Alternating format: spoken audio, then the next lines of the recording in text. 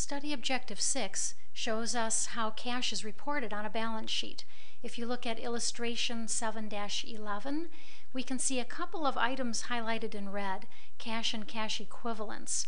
This would include cash that is on hand, like say in your company safe or in the cash registers or in petty cash, as well as cash that's in the bank.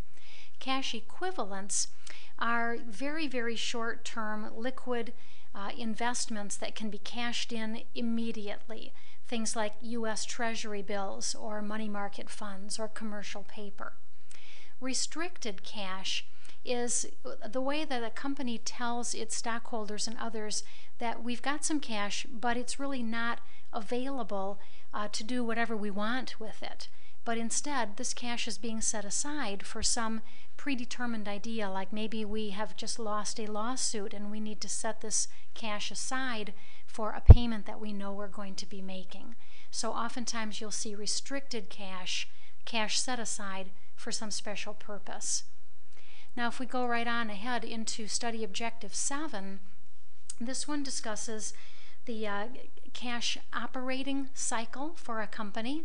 And now that we're talking about merchandising companies, the cash cycle includes buying inventory and holding on to it, selling that inventory, and then waiting for customers to pay us before the circle comes back around to cash in our hands again.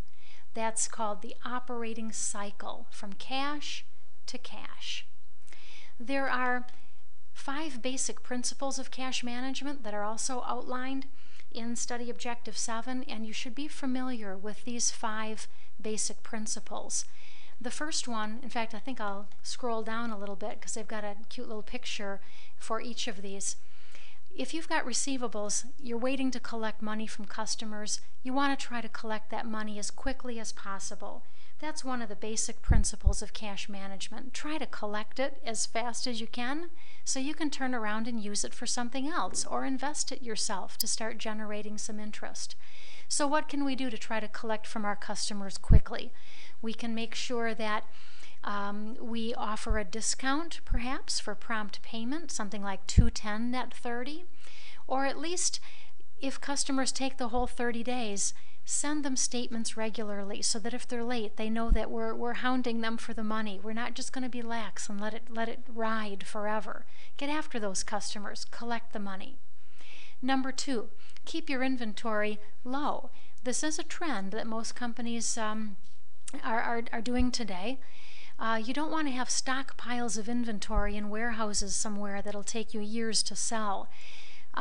Keeping inventory in the store or in the warehouse is kind of like having money just sitting there on the shelf doing nothing for you. Rather than having a lot of money tied up in inventory, carry enough inventory to meet the needs of your customers, but not excessive quantities of inventory. Number 3, the payment of our liabilities. If a creditor is giving you terms of net 30, would it be a good idea to pay immediately, like on day 2 or day 3 or day 4? That way you won't forget to make the payment?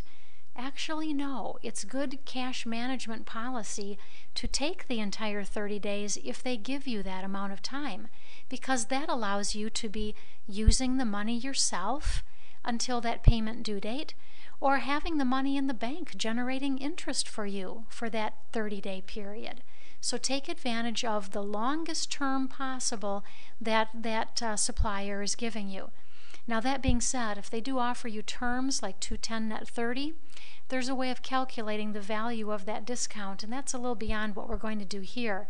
But oftentimes those discounts are too good to pass up and can save you a lot of money if you pay within the discount period. Number 4, plan the timing of major expenditures.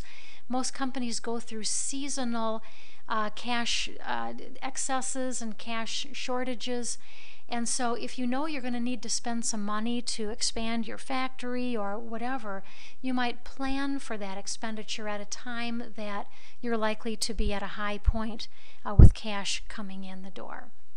And finally, investing idle cash. You'd be amazed at the millions and millions of dollars that companies have flowing in and flowing out every day. And for major companies, they may find that, wow, today we received $100 million more than we paid out. Do you think they're going to sit on that $100 million excess dollars even overnight? No, they won't. They'll invest it into marketable securities or some form of investment where they can generate interest, even if that money will only be in that account for a few days or even overnight. It's too much interest to lose. So in the company's treasurer's department, they're monitoring the daily in and outflow of cash and being sure that if there's idle cash at the end of the day, it's wisely invested.